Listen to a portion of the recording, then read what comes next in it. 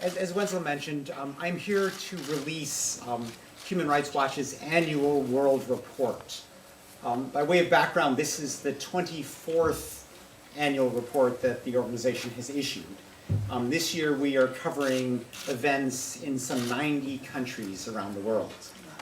It's a 667-page report, released today online to be followed up shortly with a printed volume. Wenzel gave you a sense of the press conferences being held today around the world.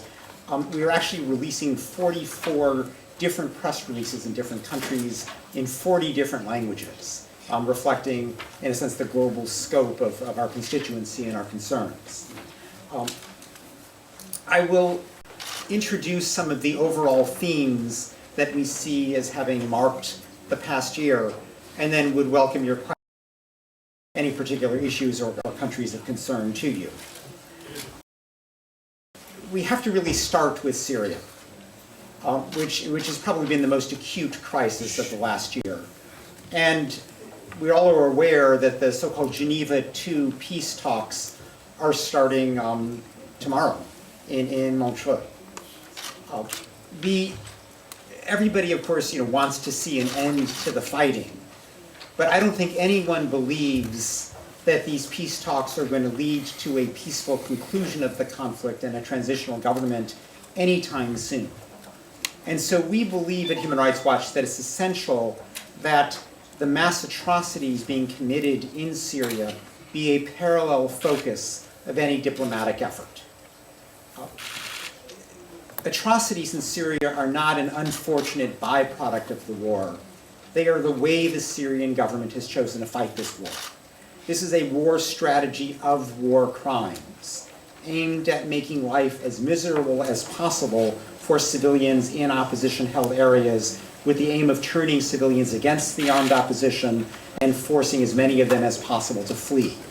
That is behind Assad's indiscriminate bombardment of civilian areas, most recently the barrel bombing of Aleppo, and it's behind his deliberate besieging of cities and obstruction of humanitarian aid, particularly cross-border humanitarian aid, to the millions of Syrians who are in need.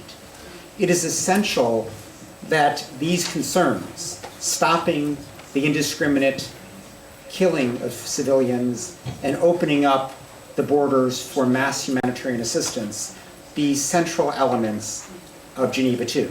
We cannot afford to wait for the distant prospect of a peace accord before the killing of 5,000 Syrians a month comes to an end. The photographs that were released yesterday give further urgency to this call. Human Rights Watch has not been able to authenticate these particular photographs, although we've known of them for some time.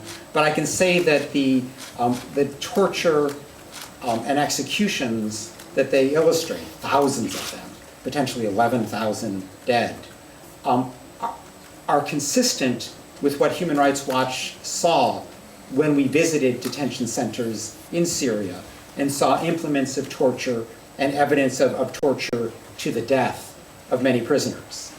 And so this highlights the importance of opening up Syrian detention facilities to international inspection, releasing all people being held there for their political views or arbitrarily, and frankly also it provides yet one more reason why we need the International Criminal Court brought in, overcoming Russia's obstructionism.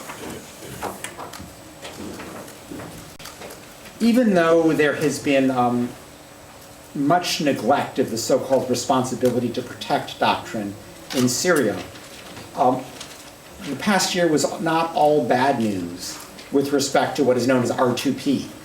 Indeed, there were 3 situations in Africa where the world moved with relative dispatch to stop mass atrocities: in the Central African Republic, in South Sudan, and in Eastern Congo.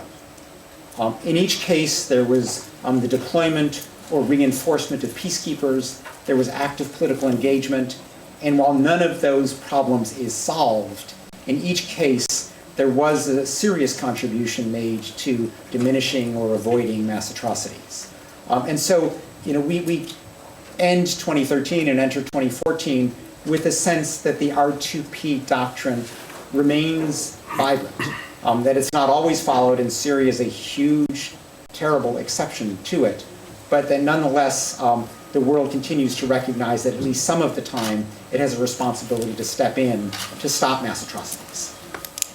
One of the big themes we saw over the past year was the emergence of what we call abusive majoritarianism.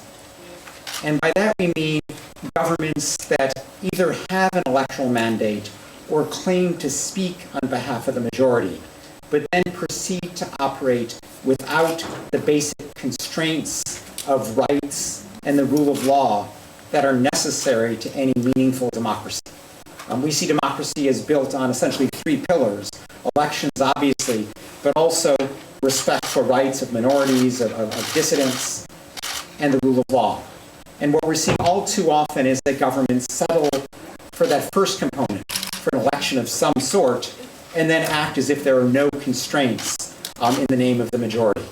And that dangerous trend was epitomized in Egypt, initially by the Muslim Brotherhood government of President Morsi, which did often govern as if the only people in Egypt were Muslim Brotherhood supporters.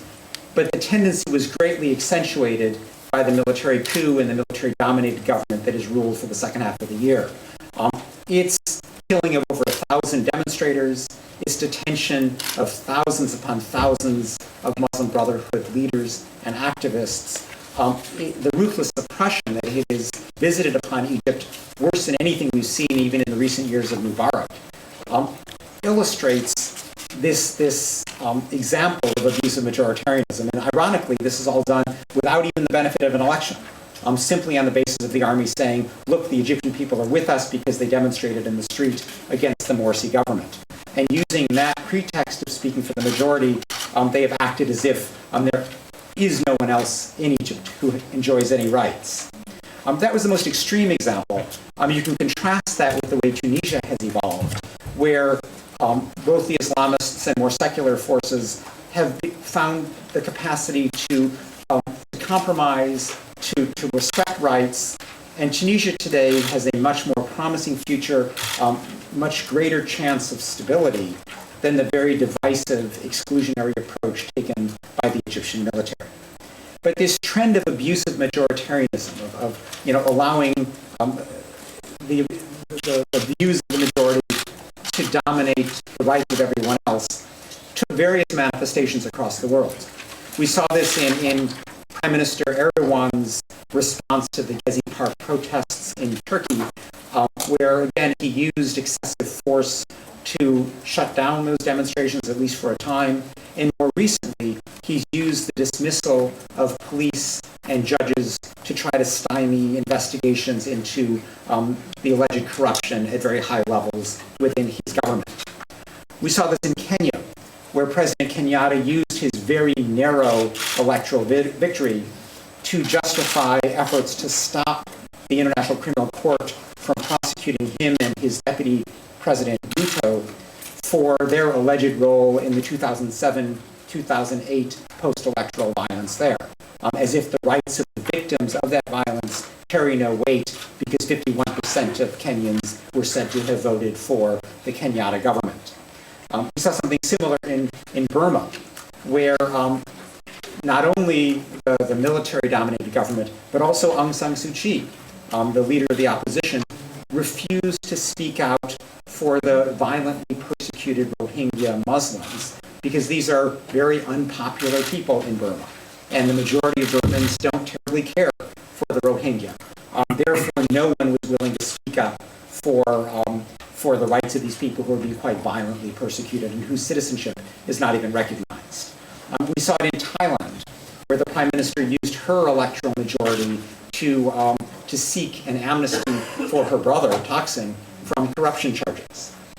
We saw it in Russia and Ukraine, where in each case, whether Yanukovych or Putin used their electoral majority to repress dissent, whether in the form of protests or civil society or the press. And we also, frankly, saw a cultural version of this abusive majoritarianism in many countries, in Russia, in Uganda, in Cameroon, where governments that claim to speak for their view of what majority culture is, their view of the tradition of the culture, of the country, have used that majoritarianism to suppress gays and lesbians or to suppress women's rights in many other countries.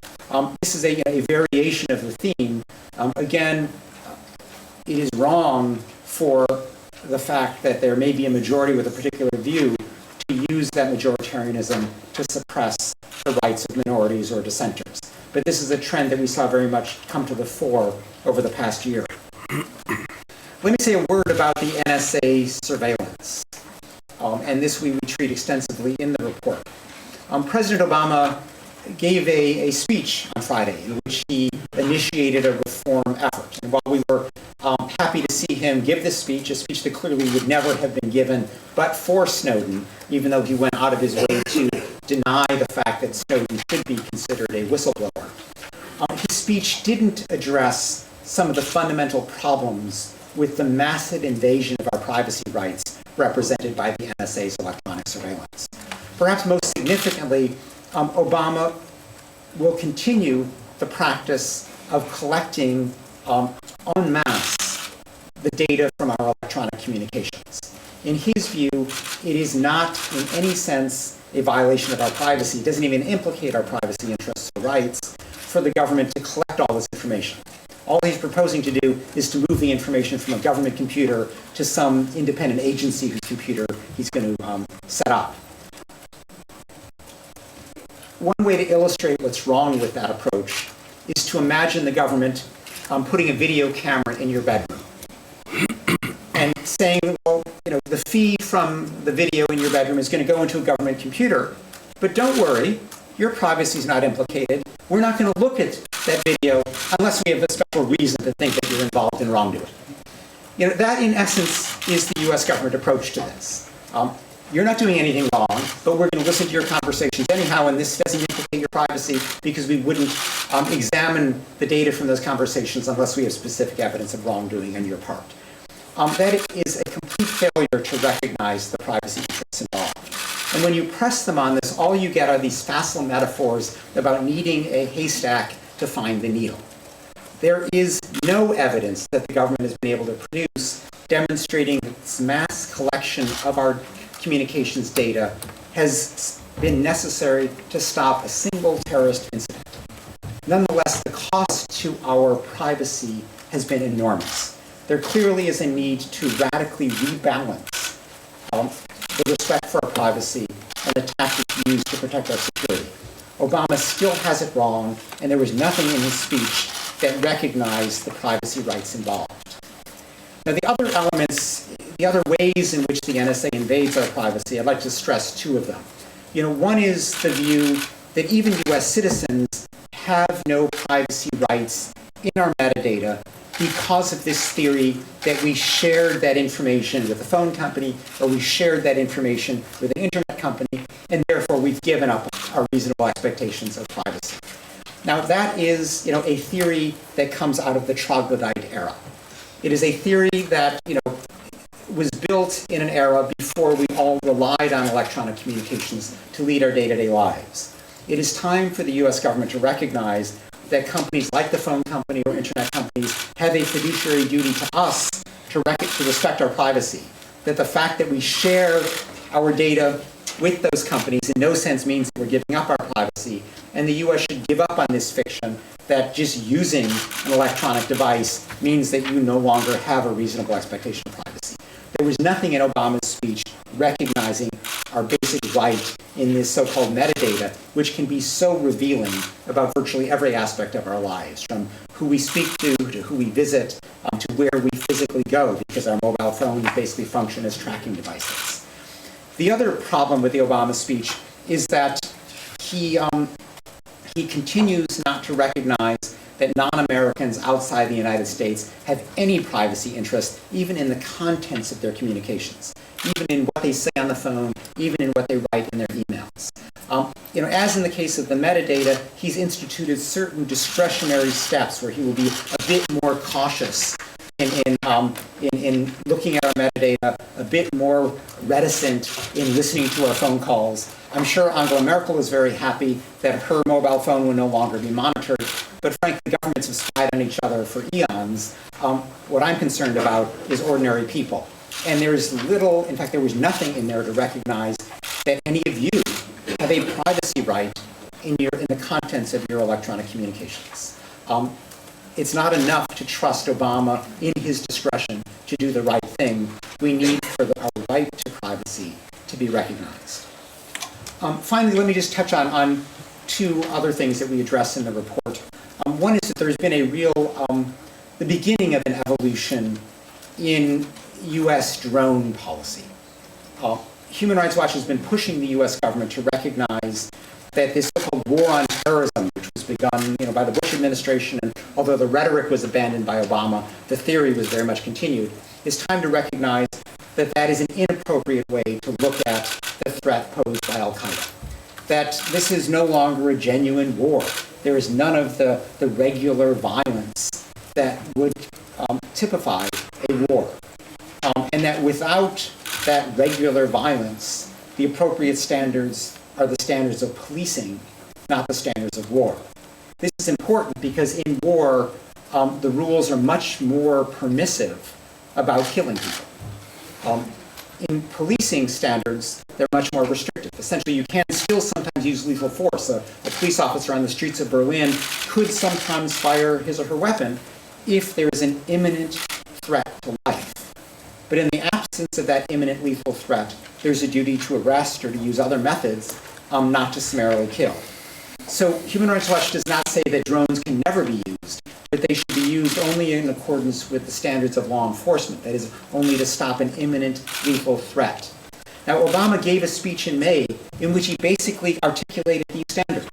He even went so far as to say we can't always be at war. There's going to come a time when the war with al-Qaeda is over with, but we wouldn't go so far as to declare an end to that war. So he's moving in the right direction, but we have no clear evidence that U.S. policy is actually abiding by these standards. Human Rights Watch has done research over the past year in Yemen in particular, where there were major questions about whether even the permissive rules of war were being abided by, let alone whether the more restrictive standards for policing were the ones guiding the use of these targeted killings by drones.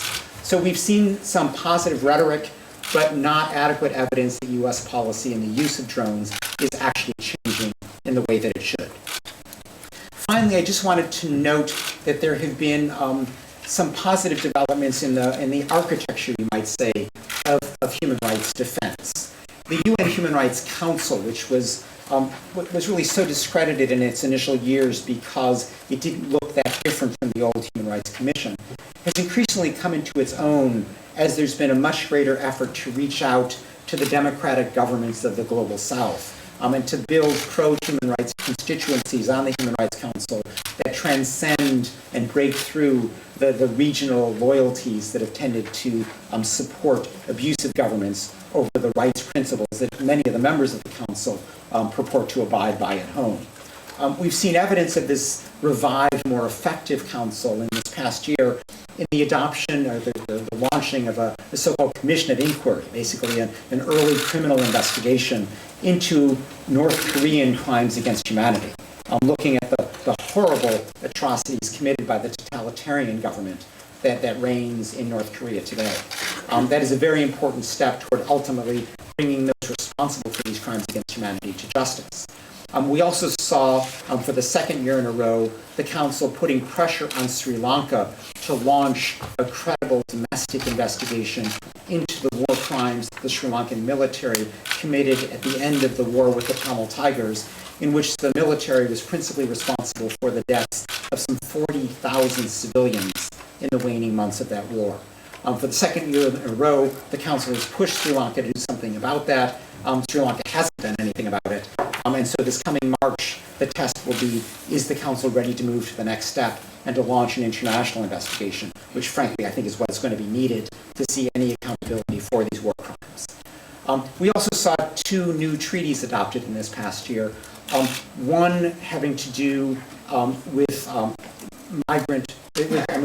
domestic workers. These are workers, principally women, who traditionally have been left outside of labor rights protections in various countries because Governments didn't want to legislate in the home. They only wanted to look at working conditions in factories or other traditional workplaces.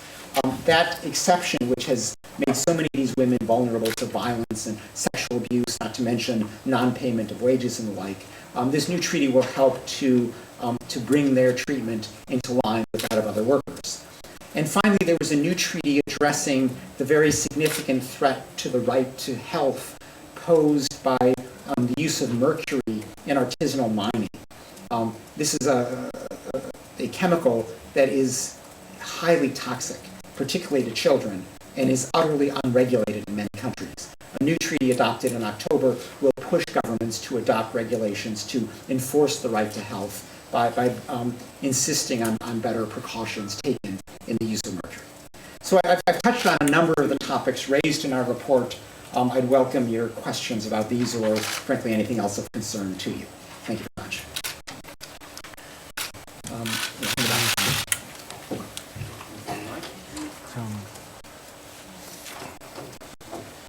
Frank Jordan's AP. I'm wondering, could you perhaps elaborate a little bit on why you think the international community has failed Syria? And secondly, listening to you so far, and without reference to the report, it sounds like the human rights situation in Western Europe is wonderful. Are there any problems you might want to highlight? Well, in terms of Syria, why has the international community failed? I think the one thing that the Chemical Weapons Accord showed is that it is possible to put pressure on Assad to end atrocities. In that case, for obvious reasons that the U.S. was threatening military force, Russia suddenly decided to get involved. And I don't think Foreign Minister Lavrov spent a lot of time asking Assad whether he'd be willing to comply with the chemical weapons deal. He basically imposed it on Assad. And Russia has been unwilling to use its very substantial leverage to stop the other atrocities. As a permanent member of the UN Security Council with veto power, it has prevented the Security Council from taking various steps that might have addressed the mass killing of civilians by conventional means, which has so epitomized this war. So Russia has not permitted the International Criminal Court to be brought into the picture. Russia has blocked efforts to impose an arms embargo. Russia has even blocked efforts to condemn these atrocities by Assad. In the humanitarian realm, Russia did consent to the October 2nd presidential statement, which urged Assad to allow the free distribution of humanitarian aid. But Assad, is no dummy. He said, that's not binding. I don't have to, and I'm not gonna. And he hasn't. What's clearly needed now is a Security Council resolution ordering Assad to open up the borders, to allow the mass cross-border humanitarian aid to civilians that is so urgently needed. So it's clear that, between Russia and Iran, it is possible to pressure Assad to comply with international humanitarian law standards. Those governments have simply not been willing to use their leverage. And the West has been much too reluctant to criticize, particularly Putin, for this failure. John Kerry, the U.S. Secretary of State, has been so preoccupied with getting the parties to the table at Geneva II that he hasn't wanted to do anything that would rock the boat. And as a result, you don't even see the U.S. government speaking about the mass atrocities. This is just too controversial in Kerry's view. And that is a short-sighted, one-dimensional view of what should be happening at Geneva. It is, as I said, we all would like to see peace, but this is not going to happen anytime soon. And it would be a real squandering of an opportunity if, with everybody gathered in Geneva, there's not a serious effort put pressure on Assad to end the mass atrocities. In terms of Europe, Europe is extensively covered in the report. My colleague, Hugh Williamson, who directs our Europe and Central Asia work, might want to add to this, but let me just say here that we highlight two concerns that I'll stress for the moment. One is the way that Europe treats asylum seekers. And this is problematic both at the level of people who arrive by boat from North Africa, where Europe has put a much higher premium on stopping those boats than saving the people from the various disasters that periodically befall them and the significant loss of life that ensues. So we've urged Europe to reverse those priorities, to make the top priority saving lives, and only secondarily maintaining Fortress Europe. but so far that has not been EU policy. We also have concerns, frankly, about the policy of treating the first country of arrival as the place where asylum seekers must have their claims adjudicated. When that first country is Greece or Romania or Bulgaria, there's very little reason to have confidence that fair proceedings will be had there, or even that conditions of detention will be humane. The other big area of concern we have for Western Europe has to do with the treatment of minorities. And minorities of, frankly, all sorts, whether these are religious minorities or the Roma or ethnic minorities. And we're very concerned about the growing intolerance, not only in society as a whole, but also manifested in various acts of government, which seem to reinforce this intolerance by expelling Roma, by using rhetoric that highlights the differentness rather than the inclusiveness of all Europeans. So these are big concerns that we have for Western Europe as well. Yes. One question. Yeah, I think we need a microphone, which I don't know how easily that is done. Könnten wir hier vorne ein Mikrofon haben, bitte? Well, I guess we have a microphone. Or why don't we start back there with you? No, and no, we'll this is go fine. Go ahead. Thank you, Nesrin. Yes, we only have one mic. Yeah, what's that? Hello, Aurora Ming, Spanish National Radio. Talking about people who are demanding asylum help in Europe, and especially in the south of Europe. In Spain, we have a real problem with those Africans coming to our country and trying to jump over this wall. It's a kind of barbed wired wall that has been built in the last months, and it's very risky because it breaks you practically the hands. And there's been lots of demands of destroying the whole thing, but our government is saying we have to defend ourselves against this invasion of Africans. I don't know if you could help us to understand why democratic countries are trying in such a horrible and cruel way the demands of asylum in Europe. Look, we don't challenge the fact that any government can regulate the flow of foreigners into their country. That is an inherent aspect of sovereignty. But it's important that be done lawfully and humanely. So if someone shows up and is an asylum seeker, they should have the right to have a fair hearing on their asylum claim. And as for others, the means used to deter them should be humane. So efforts should be made to rescue boats that are floundering. If force is to be used at the border, we should make sure that it is minimal force and that it's done in a way that does not needlessly harm people.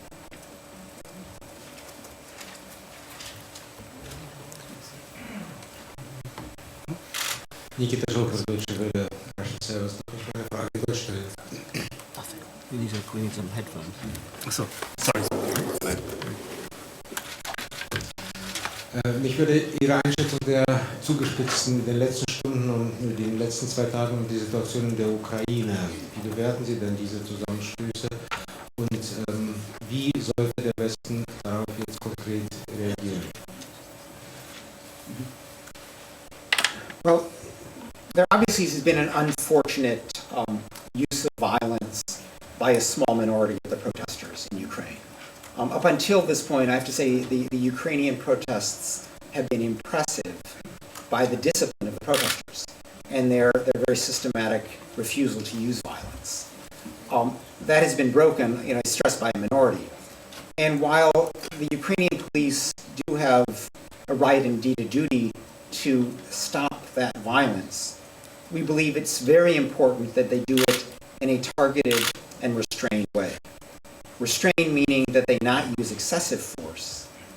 Targeted meaning that they not use this violence by a small minority as a pretext to shut down the larger protests. Because the vast majority of the protesters are still operating peacefully.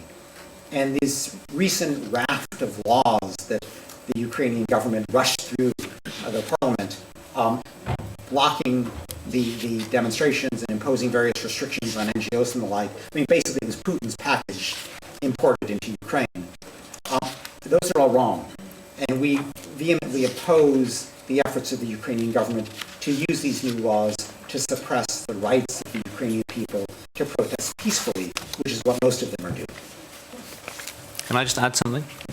I would just add that we do welcome the strong statements made by the European Union, also by Germany, and by the US on Ukraine. We think it's very important they continue to signal to Kiev that that it's very important that they tolerate peaceful protest, that the new laws are repealed as quickly as possible. It's very important that the EU and the US have said that so clearly, and that they maintain pressure on the government in Ukraine to step back from those new draconian laws, because those laws, it appears to be the measures which have provoked this latest round of protest and, unfortunately, such violence.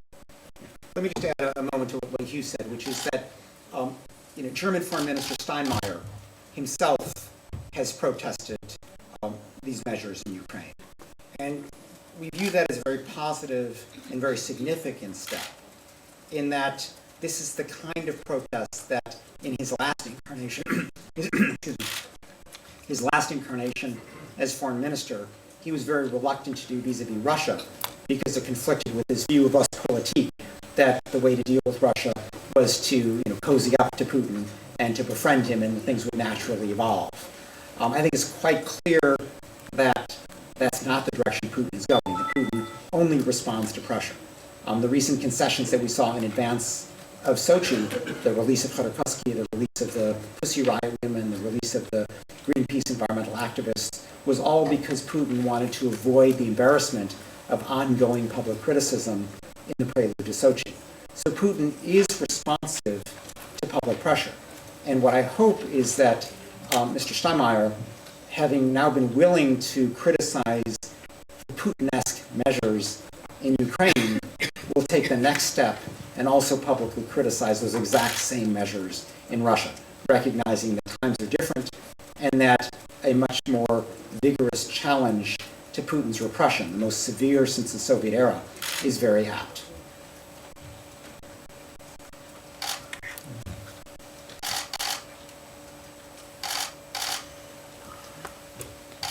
Gibt es noch Fragen? Are there more questions? Wir haben noch Fragen. Okay. Thank you very much. Okay, thank you. Sie können sich auf dem Nachhauseweg da vorne auch einige Exemplare mitnehmen von Kapiteln aus dem World Report, die wir dort ausgelegt haben. Herzlichen Dank. Noch eine Meldung. Wir merken in 2 Wochen eine Pressekonferenz zu Sochi. Falls Sie über Sochi berichten, wir machen eine Pressekonferenz mit Reporter ohne Grenzen. Ich lege auch Zettel hier vorne drauf oder auch hinten, wo Sie Informationen rausnehmen können. Dankeschön. Ja, ich will meine Karte.